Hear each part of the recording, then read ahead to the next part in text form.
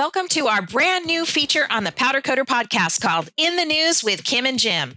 Get ready for a fast-paced discussion on topics including coatings news, industry trends, climate initiatives, the right to repair, innovations, and more. Join me along with my co-host, Jim Kunkel, as we bring you what you need to know and maybe some of what you don't. Stay relevant in your business and stay tuned for our brand new Power Hour, where the temperature rises and every minute counts.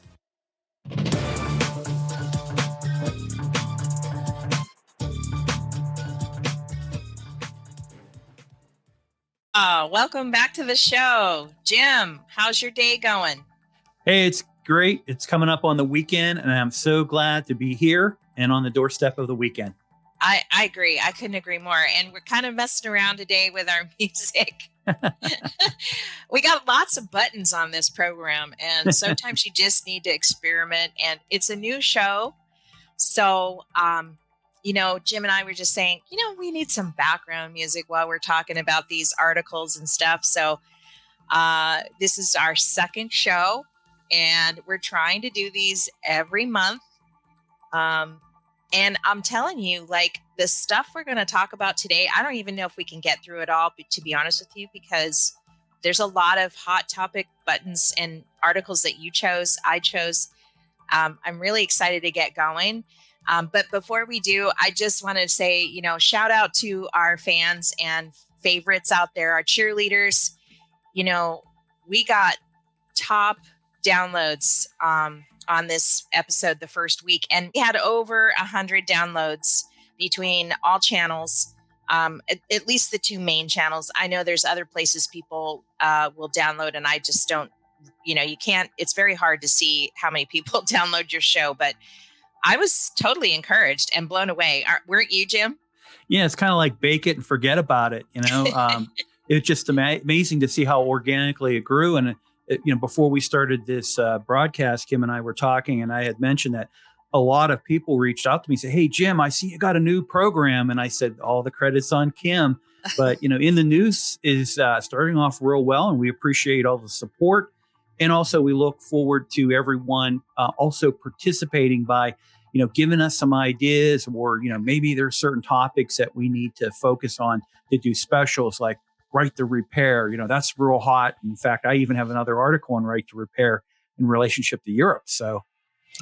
Yes, I hope we have time to talk about that one. That was kind of surprising to me when I put it up in the banner and stuff. So let's get the show going, huh?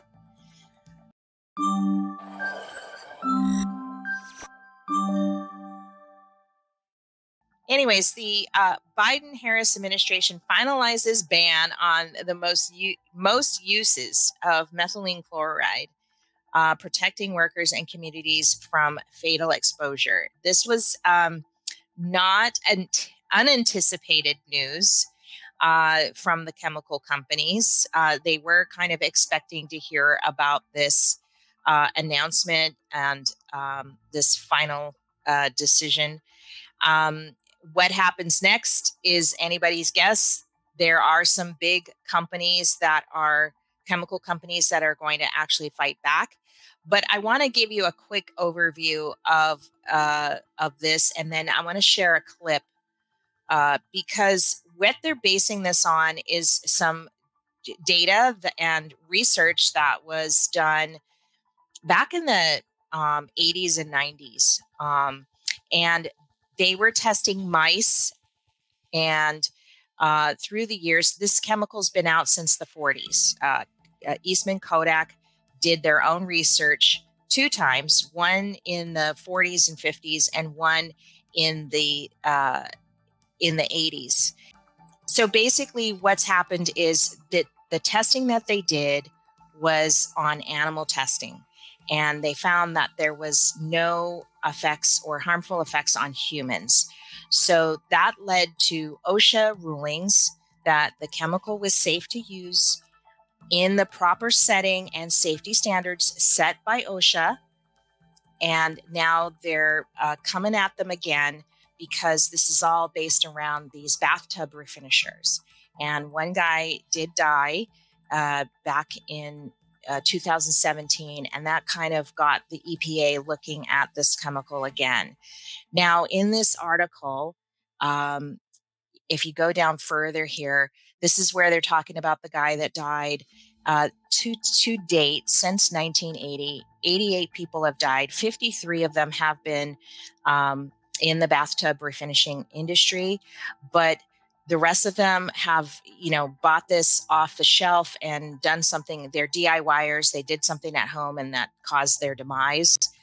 I'm not trying to minimize how many people, the number of people. Anybody losing a life over chemical exposure is never a good thing. But, what the EPA is trying to do is to lower the ratings, exposure ratings.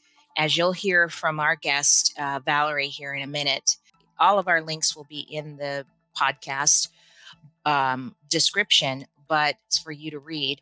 But I want to share with you what Benco had to say about this particular article here.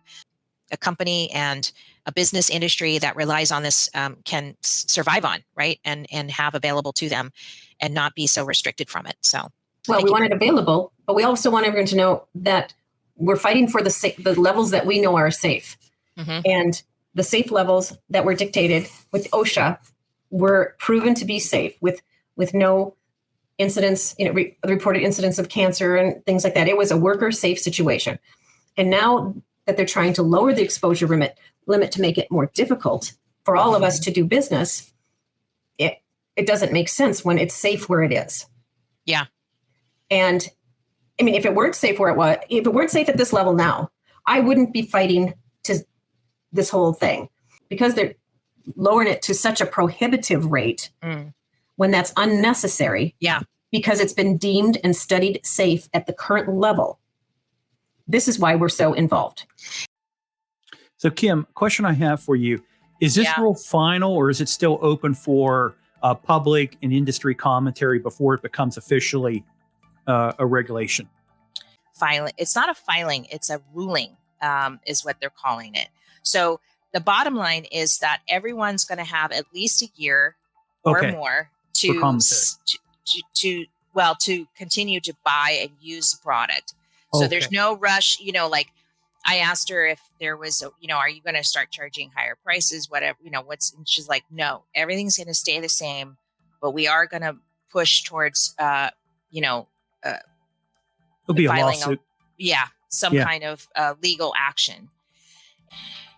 Yeah, so this is what they're fighting. Is the OSHA standards were set a long time ago, back in the 90s, because it's based on all of these, all this research. The key thing that they're basing it on is Eastman Kodak, and all that research. But there were other research projects done later on that included 6 factories around the country, including like an aircraft stripping, like remember TWA, that airline carrier that got bought out. They tested their facilities around this chemical and measured each person that worked in that factory's level of exposure, whether they were in the office or working directly with the product, product. And actually, Benco's former owner and who basically started the company was a chemist, and he's the one that helped mandate or set up the OSHA standards to begin with. Okay. So in the following years, since 2017, when this gentleman in this article passed away, the whole thing kind of got stirred up again. And the response from the chemical companies to the EPA is, look, we're going to take this off the shelf in Home Depot and all these places, right? So you can't have the DIY guys get to it. Yeah. And solve that problem. And then on top of that, we're going to require EIN numbers and verify businesses that are buying this product from us to make sure that they have the safety standards, they understand the OSHA standards, they've got it set up properly, and they're using it properly.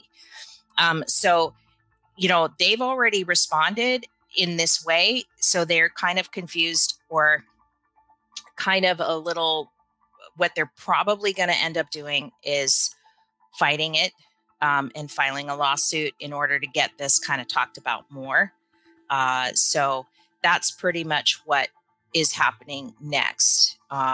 Most of the toxic levels that were described in the article is that they were testing on animals, but the results were that there were no harmful effects to humans from that research. So there's two kinds of research things they're talking about: animal testing, which of course on mice and rats and all of that, they have difference. They're similar to humans, but they're different, right? And so that research didn't really apply to the toxic levels that these animals were, didn't apply. And they found, and this is based on the Eastman Kodak research, that it didn't affect humans in the same way it affected the animals. That the liver and the cancers in the lungs did not happen in humans like they did. So it was not correlating, I guess, is what I'm trying to say. And everything's everything based on what the current OSHA regulations were set at. The other thing too, different today than back in the 1980s, is we have a thing called humanized mice, where they have genetically designed mice now for laboratory testing that have more closer traits to humans. So it's a more one-on-one type of scenario. The other question, and I would have, and I don't know much about the subject, but I'm very aware of when things like these rules and permissible levels change, is that this is a existing chemical compound that's been on the market for a long time. Is there competitors with a newer technology that put pressure by lobbying to get the permission lowered so that they have a entry into it versus an older, more cost-effective way of doing this? That I would be very interested to find out. Is there been pressure from someone out on the outside looking to try to disrupt that? I don't think it's coming from the outside. I think it's actually coming from the inside. So, for instance, Benco has another product called E-Strip. Okay, it's called B17E. And we actually have that product here at our shop and have been using it now for over a year. It's a chemical dip tank that has it's heated to like 200 degrees. And this is an alkaline based strip. And it versus the acid stripping of the B17. Now, I just want to preface that. And I'm going to link in the description the whole interview with her, because she kind of goes into some of the more finer details to B17 and the Benco or the methylene chloride. But she wanted to let everyone know that this is a blended product coming from Benco. So it's not straight up just methylene chloride. It's a blended product to help strip paint off of automotive parts or anything, really. I mean, you can pretty much strip anything with it. We primarily use it for metal stripping to restore parts and anything metal here at the shop for powder coating. And there are a lot of, going to be a lot of affected businesses that if we don't get that, it's going to change the way they do business. So my thought in the business is, let's start working at promoting this E-Strip tank, the alkaline based strippers more, and we've really reduced how much we use that B17 methylene chloride now, and I just want to prep one more thing to, just that came out of the interview yesterday is, like when you're exposed to that chemical, you're going to automatically reduce, your exposure immediately if you're not feeling, if something's happening to your skin and it's burning or, so it's kind of like, I don't know, the dog chasing the tail kind of thing, like it doesn't make sense. But anyways, that's what I wanted to share today about this Biden-Harris administration EPA announcement. Jim, you're up next, and you've got something about Axel Nobel. And see how I got confused about the blue? I could see. Yeah. Yeah. For full disclosure, I am a active employee and team member of AkzoNobel in North America.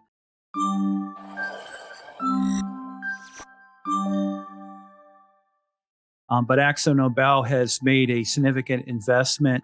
A lot of our business units have been doing quite well the last number of years, and one specifically in North America is our powder coating.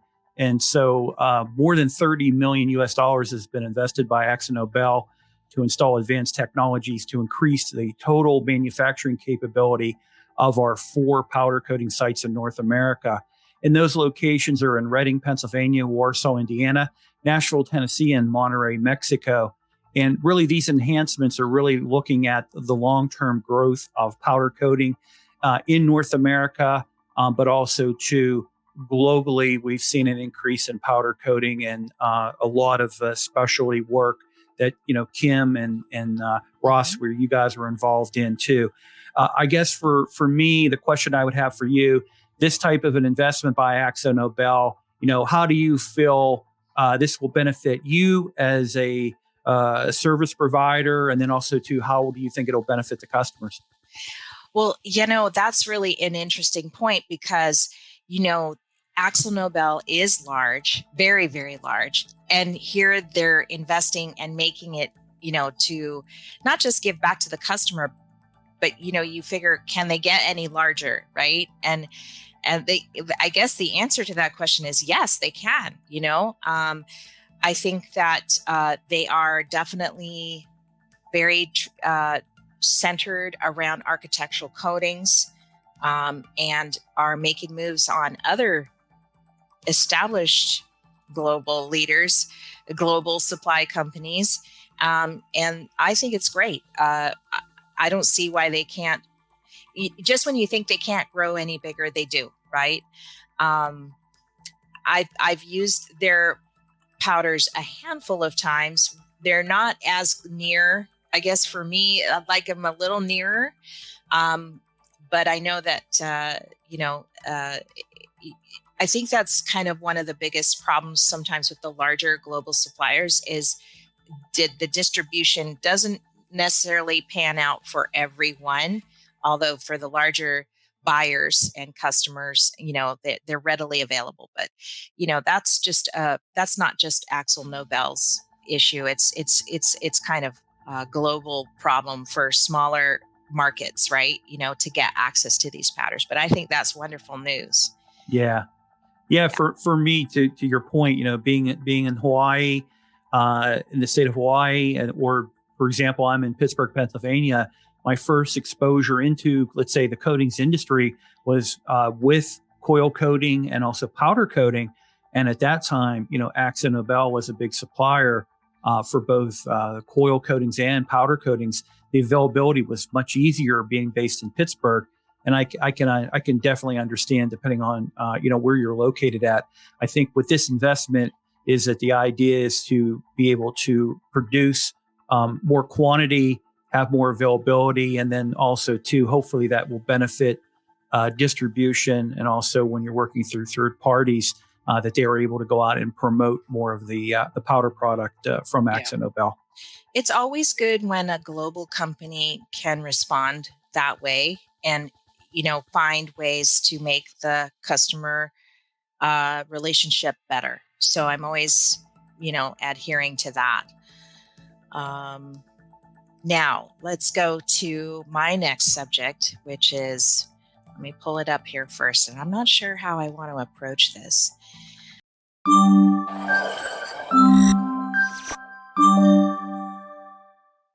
This is an article dated December 11th, 2023, where they, this affects me personally, but it also affects everyone, especially in America, because, we are now subject to these catastrophes, fire catastrophes, extreme events happening all around the country and around the world, actually. But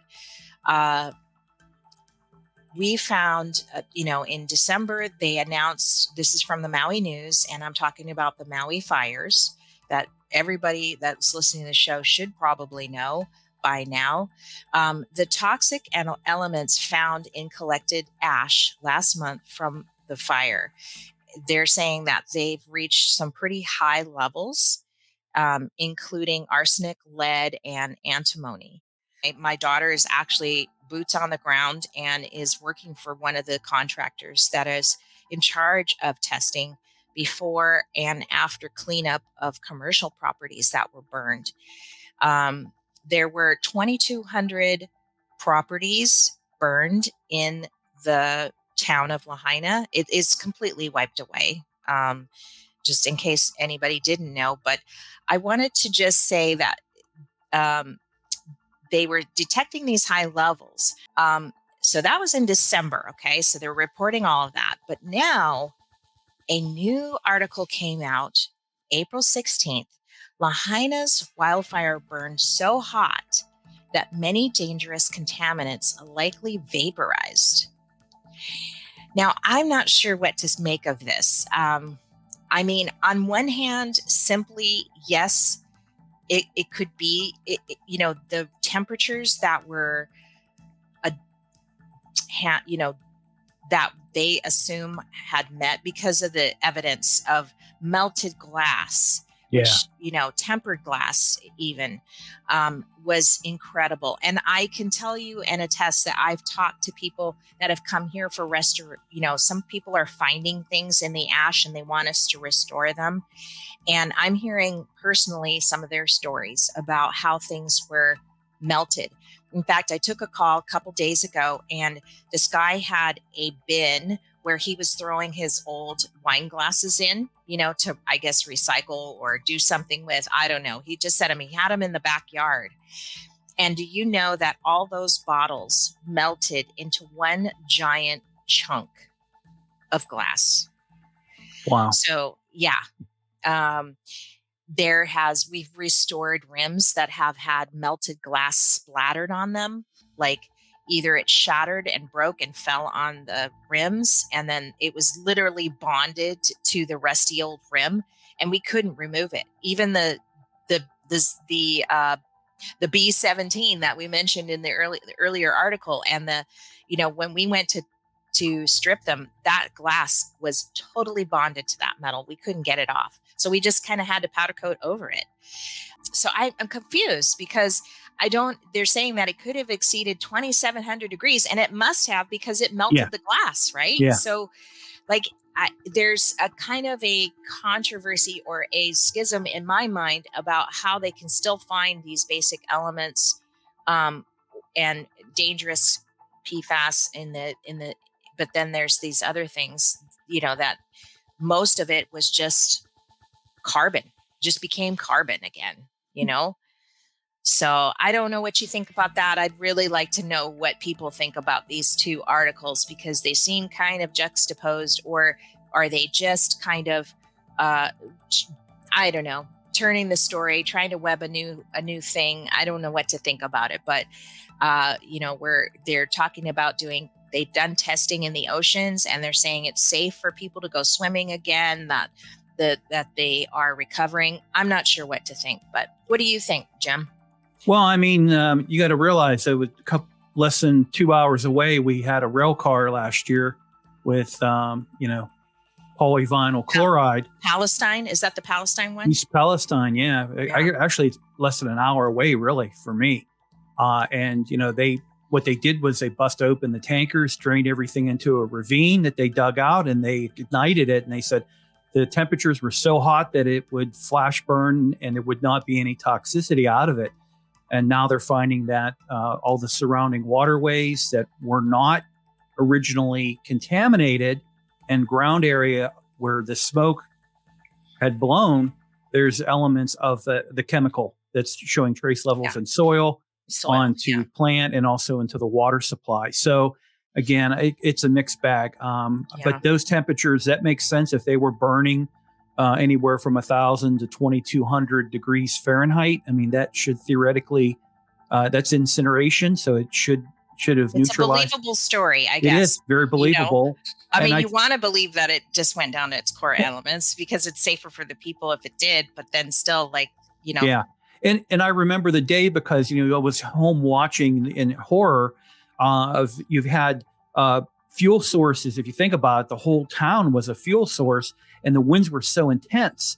So that would create high heat because you have a lot of oxygen, you have wind, you have all the fuel sources. It's going to burn extremely hot and fast. Yeah. So, well, there was a lot of things that made that natural disaster a perfect storm, and we don't have to get into all of that, but I do, maybe on the next show I do want to talk about, because this Red Hill stuff is starting to come out, and this is on Oahu now, where 20,000 gallons of jet fuel leaked in a PVC pipe. So last week they finally published the video of the person that took the video, and how it basically gushed for like over a day, 24 hours before they were able to turn it off or whatever. And they said that the Navy kept saying, no, it didn't go into the soil, or it didn't leak into the waterway. But actually they're finding out that people were sick. They could literally smell the fuel in the water when they went to the sink and drank water. They could smell it. And so they now have come to the understanding that about 5,000 of that 20,000 gallons did leak into the water system, the water table, I guess, so to speak, and it can kind of contaminate it from there. Yeah. So, that's not a natural disaster, but a human created disaster that could have been avoided and has caused so much. So I'll probably bring that up on our next show, just because it's just starting to kind of come to light in the articles, because it's been so hush hush, like they didn't want to talk about it. The legislators didn't want to talk about it. The Navy, it was just all hush hush. But now that, the news is coming out now about it. So I'll bring that to you guys next time. Yeah. So let's go. Yeah. Yeah. I was going to say real quick, that's a great topic to cover. Here I live close to the Greater Pittsburgh International Airport, and back in the 90s, when the current airport, we're rebuilding a new airport, by the way, but the current existing structure right now, when they were tearing down the old facility, they had a jet fuel farm for the jet fuel tanks, and corrosion in most of the tanks had caused it to leak jet fuel into the ground. We're talking about at that time back in 94, 93 timeframe. I want to say it cost anywhere from $15 and $20 million in remediation, or whatever they call that, where you're going through and you have to remove all the soil and everything. Yep. It affected the water column. And to your point, people who had well water in and around that part of the airport, some of those people had well water that you could smell jet fuel smell to it. So, but that's a great topic to cover.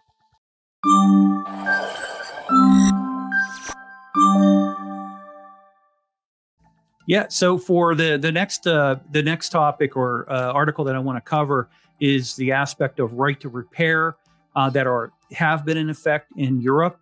And really, this is causing a lot of heartburn for different technology manufacturers. But the Europeans are always a step or two ahead of us here in America. And what they've gone to where we need to be at, which is now they've made it available for spare parts for self-made repairs available to the consumers, not repair shops. Here in the States, we have it set so that it is for the shops only.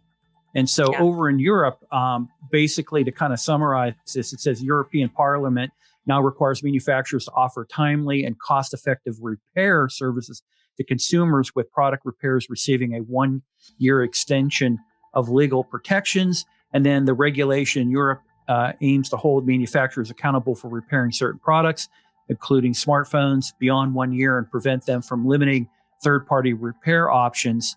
And as it says here, there are companies like Google, they're collaborating to provide repair parts, but consumers should proceed with caution with any DIY repairs to avoid costly mistakes.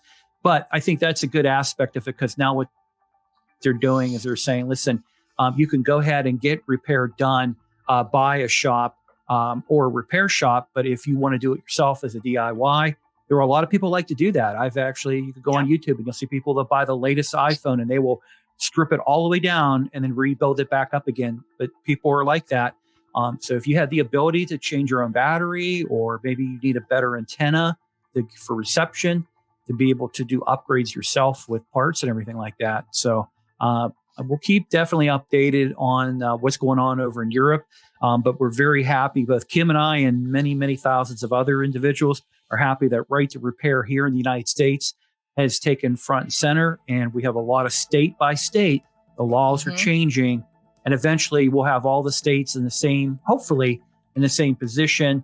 And then we can pivot to saying, listen, if I want to repair my own phone, when I spend $1,000+ to buy this thing, I own it. Apple doesn't own it anymore. So they shouldn't be telling me what I can and can't do with my own phone. Yeah. And let's hope maybe there'll be some, ways for, getting you to block your data from Apple, even though Apple says, I own your phone. You know what I mean? And you don't own it. Right. So Elon the other day had teased about the X phone. And he said, you own it, you can repair it, and you own your own data. So I don't know if he's doing it as a meme or if he's threatening, because there is a little bit of friction going on between Elon and a lot of different major global companies where, go ahead, tempt me, I'll buy Twitter, and he buys Twitter. Don't be shocked if you have an X phone come out that is going to have, it's going to be connected to Starlink, and it's going to have a lot of different features and benefits that you can actually go in and do customization, which is something you can't do on your phones because of different operating systems and things like that, where you're not able to, it's all blocked. You don't have you don't have the open platform to be able to kind of customize your phone by changing how it's programmed. Yeah, last night I watched Netflix. I think Netflix had a show on the social hackers.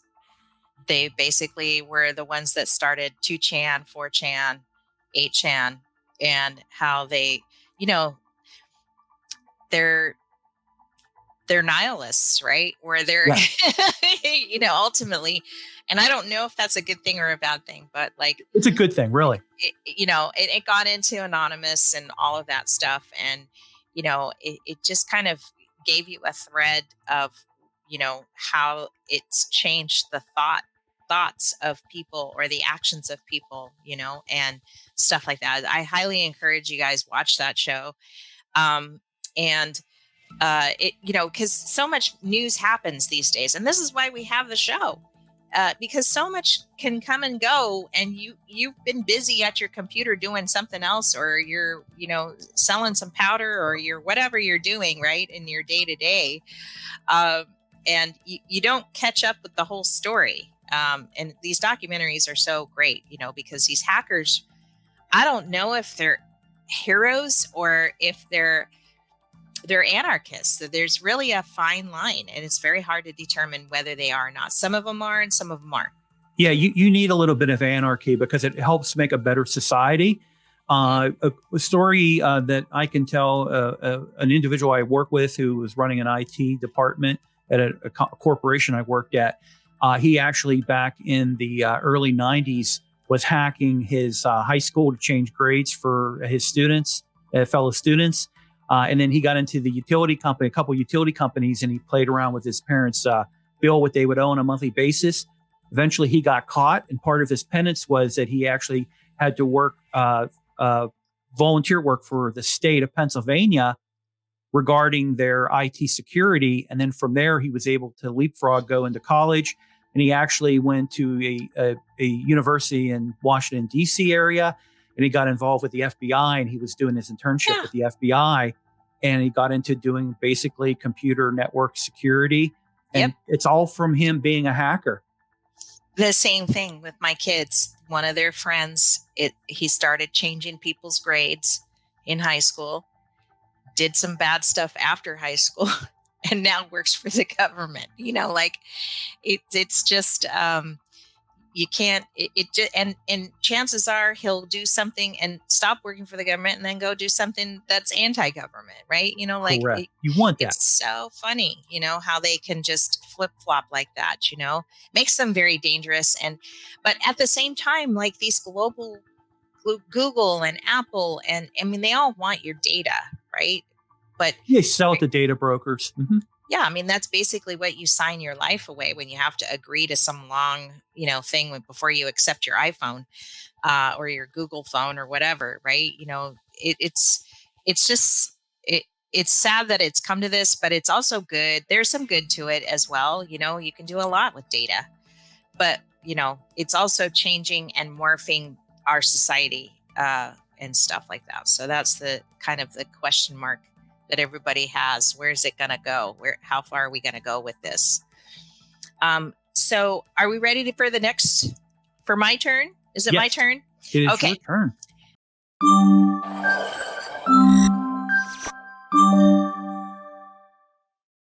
So this one was a seminar I signed up for, talking about, it's for auto techs, talking about EV hybrids and maintaining them, and what are the opportunities for these techs to make money, on these EVs. Now, I'm going to preface this before I hit to the webinar. I'm going to preface this that isn't the whole thing about EVs that you don't have to replace your batteries every 8 years. Like they're going to guarantee that you don't have any battery issues, and that, the only service, technically the only service is going to be replacement of that batteries at the end of 8 or 10 years, depending on how far you drive or whatever. Okay. So this man here is talking about opportunities in the auto tech industry, and he's going to go into kind of like not a secret, but like an opportunity, that when you own an EV, the minute, just like your phone, when you get your phone, and your phone's, after a while, you've owned your phone for a while, it doesn't charge up to the full, as it gets older, it doesn't fully charge and give you the 4 or 5, so it's kind of like that. So just hear him and what he has to say. I don't know how long this video is going to be, but hold on just a second here. Let me turn this on.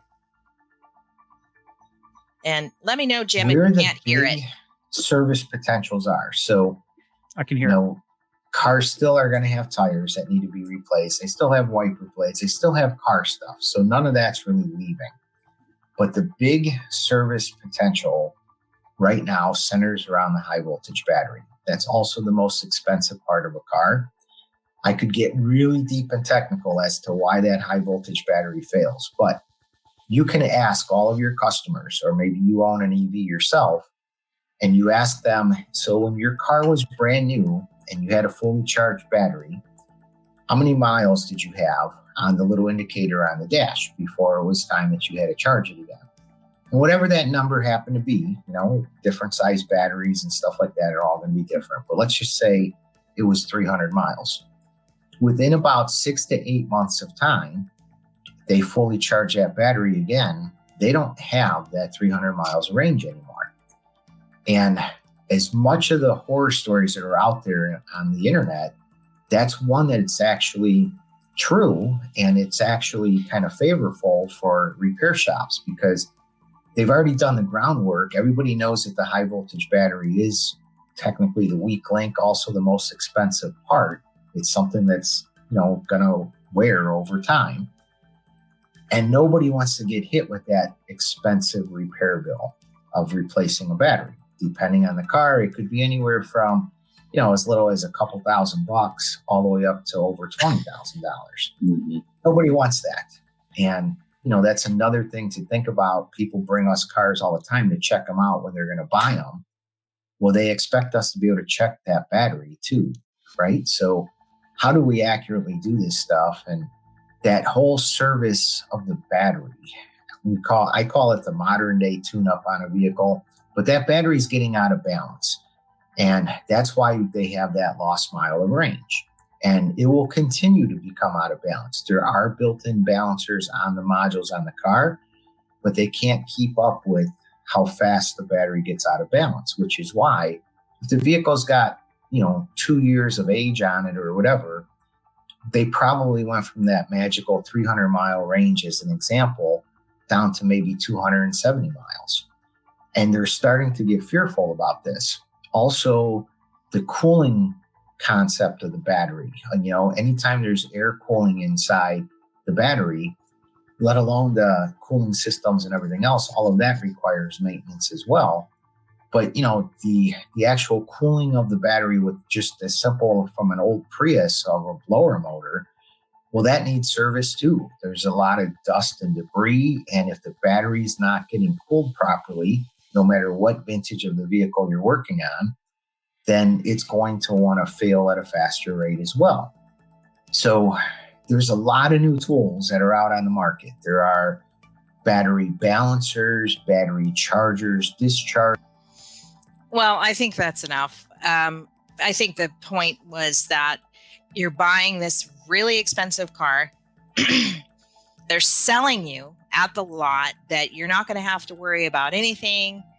These are, other than changing wiper blades and, that kind of stuff.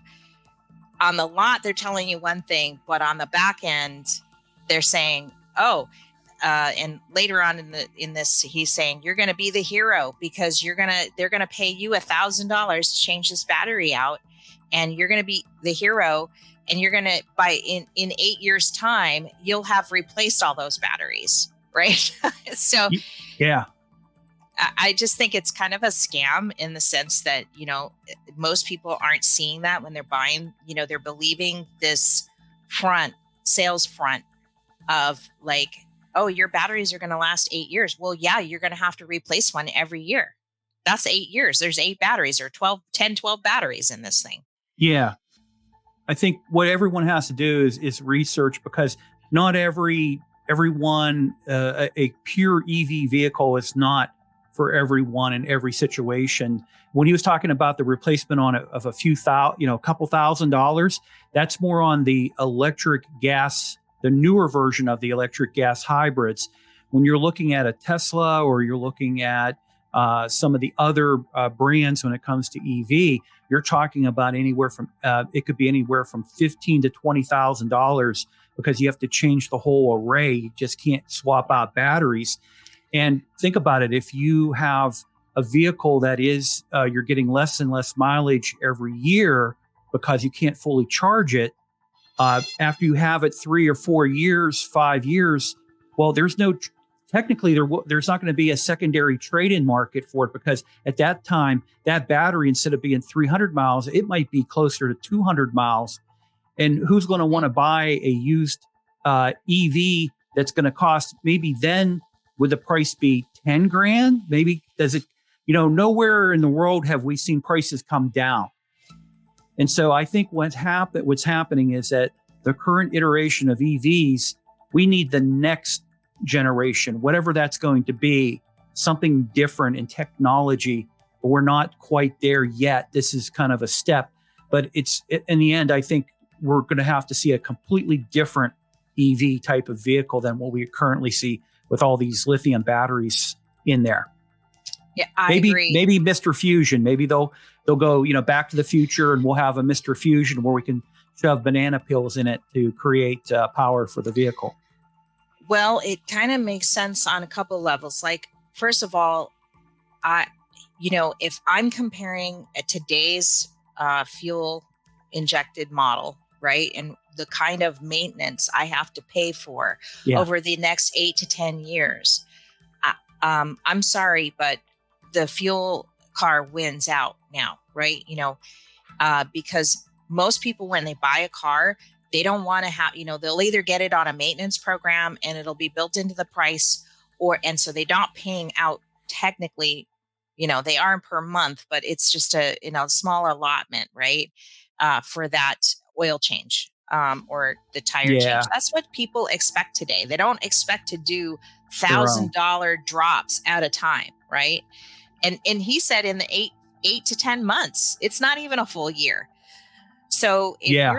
if you've got 100,000, I don't know how much these Teslas cost, but if you've got 100,000 into it, or upwards of 100,000, you're spending 8,000 over the next 10 years, 8 to 10 years. That's a lot on the maintenance side, and is insurance paying for that? Is it built into the price? Are you getting some kind of maintenance program when you buy a Tesla? I don't know, but I'm just saying, like, it's kind of interesting to kind of peer into the opposite side of what's going on in the maintenance side of it, and how they're trying to tell these clients of theirs, which is these auto tech people, don't buy any equipment just yet, but this is what we see is going to happen. You're going to be making $1,000 days, doing, 8 or 10 Teslas, fixing their batteries because they've got fear of not, going the distance. Right. So I don't know. I found it was informative for sure. I found it kind of shocking information, stuff I didn't know. And anyways, I just wanted to share that. I thought that was really interesting. The mindset of the front end sales versus the back end tech. So.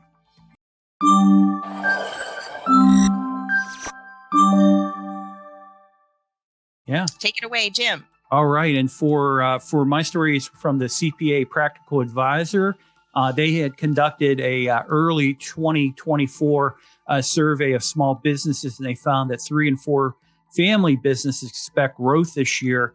The small business, the family-owned business, continues to be the backbone of the American entrepreneurship, really driving growth, and also to really kind of helping drive the economic engine, let's say, here in America. But there are a lot of challenges. We have high interest rates. The Fed did not cut the rate. It's expected that the Fed might cut the rate right before, I would say in September, October, I think is around that next time frame.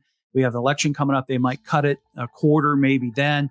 But we also just seen job reports where it's flat. It looks like April has been a flat month for hiring and everything like that. But again, the small business, the family-owned business is doing very strong. So congratulations to everyone who's a small business owner out there who runs a family business as well. You're doing very good, and we appreciate it. Good article. And let's go to your next one, demystifying AI. Yeah. Because it's kind of it's still family business, kind of small business related. So this one is from sci-fi.com. It's in science fiction, but this particular publication deals a lot in artificial intelligence, digital transformation, and everything like that. What the article went into is that there are a lot of things that small businesses can utilize AI applications to help them out. And I'll just cover a couple of these. The first is in the CRM, the customer relationship management. There are a lot of AI-based systems out there that are very affordable for small businesses to utilize. CRM that has a little bit of AI built into it, and how the AI can really help out is analyzing customer behaviors, what they're buying. Think of like what Amazon does when you buy stuff and it recommends stuff. These features are now available for small businesses through third-party entities. It could also send out messages, marketing, all that kind of good stuff like that. The second area is in chatbots and virtual assistants. And chatbots are going to help you with conversations. I'll be shortly creating for my Pro Coat Tech LLC company a GoDaddy website. And with the GoDaddy, they have a chatbot you can actually add into it for helping people navigate your website. Maybe if they have a buying site, they can purchase stuff, and the chatbot can really help them answer questions and things like that. And then virtual assistants. The virtual assistants are very cool because what they can do is they can really kind of personalize a lot of interaction that you have with your existing customers or prospects. And these things are available, both chatbots and virtual assistants are available 24/7, 365. They don't take a holiday. They don't need vacation. And all you do is you're just basically paying for the service. And the nice thing is third parties can provide this, so you don't have to worry about investing a lot of infrastructure. And then the last thing I'll cover is data analytics and also predictive modeling. Data, if you can analyze the data you have, we were talking earlier where Google, primarily when you think of Google, you could search things, you can, they have a Pixel phone, all that kind of stuff, but they are data brokers. They are collecting huge amounts of data on each and every one of us, and they are leveraging that both internally for themselves, and then some of it they will obviously monetize it and offer it out there. Well, you can do the same type of thing where you can actually take the data, analyze it, and be able to make sure that you have just-in-time stock inventory. Maybe your certain trends that you're not seeing, the AI will catch it ahead of time, saying this is a particular hot part of your business coming up. And then also to marketing campaigns and optimizing return on investments when it comes to certain type of investments that you might be doing within your business. And that's it on that right there. Well, I would like to comment on that last one because the same question kind of came up during Powder Coating Week. That was one question, that how AI is going to affect your business at the end of the show. And we got a kind of a wide variety. I talked about it in an episode I'm going to drop next week, or actually will be out by the time this is published. And it basically, people were just raising their hands and saying, customer relation management is going to be definitely a hot topic and probably implemented pretty quickly. Social media for sure. Yeah. That's a no-brainer. But I thought, what is the most hardest paperwork? Think about paperwork, right? And administration costs and production and managing paper and stuff on human resources, right? Your HR department could definitely use an upgrade with AI. So I'm interested to see how it'll unfold as small businesses and major corporations start to use it in their HR departments, because I could definitely see a lot of people bogged down with paperwork in those departments, and it would be really neat to see how that kind of unfolds here and who's going to go first, so to speak, right? Yeah.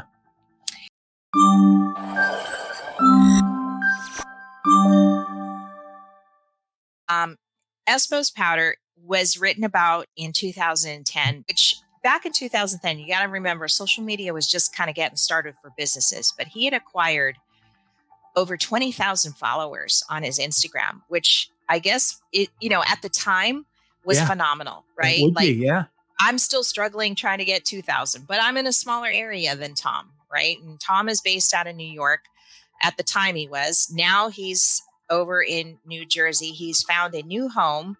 He's expanded his business, and it's just so wonderful. This kid, when in 2010, he's not a kid anymore, but like Tom was, I call him Espo because that's, it's a short name, is Esposito. So I just want to make sure I spell pronounce his name.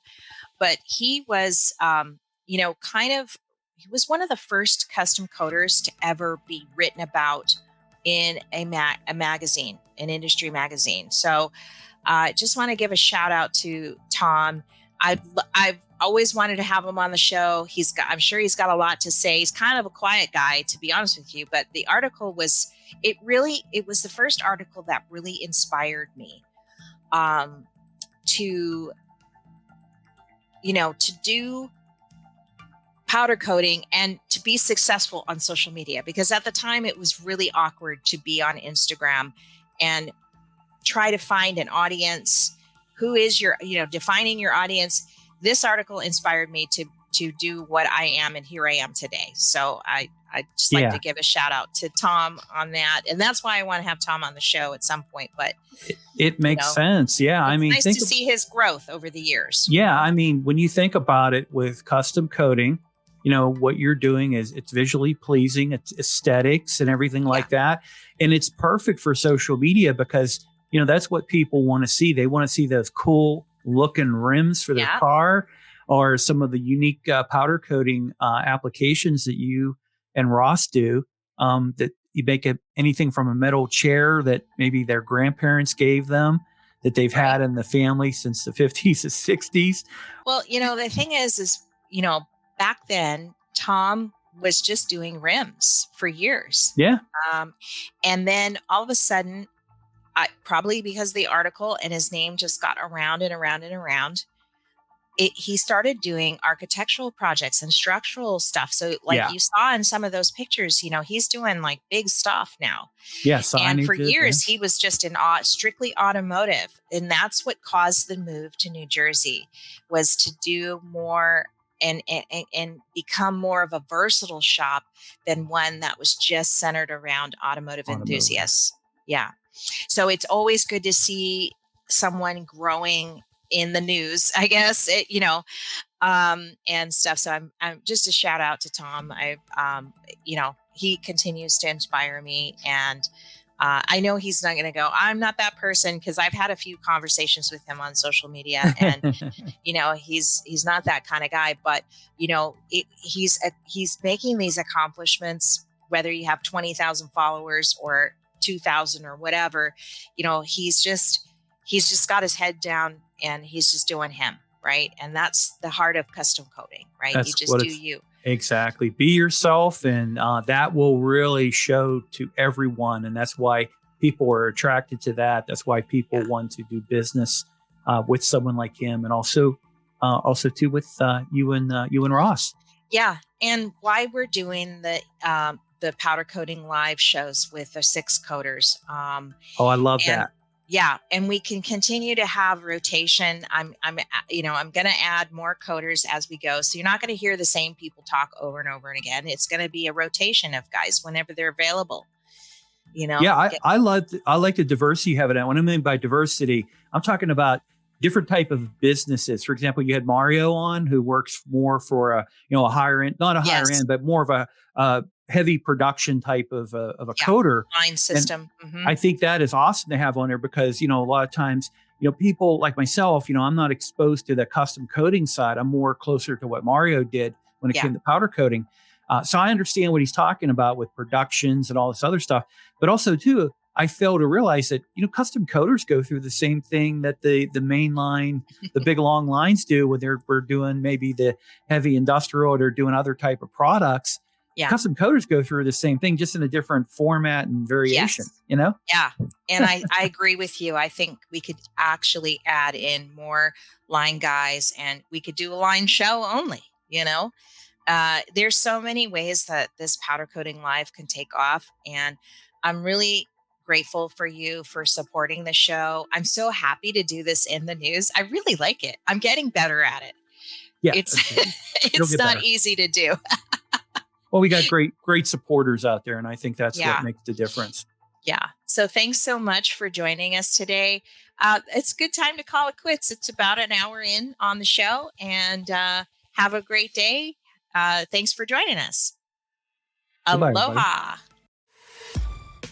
Thanks for joining us on this month's show. Be sure to like, share, and subscribe to the Powder Coater Podcast wherever you listen, or head on over to rosscoat.com. Jim and I will be back next time with a whole nother lineup of interesting news articles to share with you, so you can stay in the know.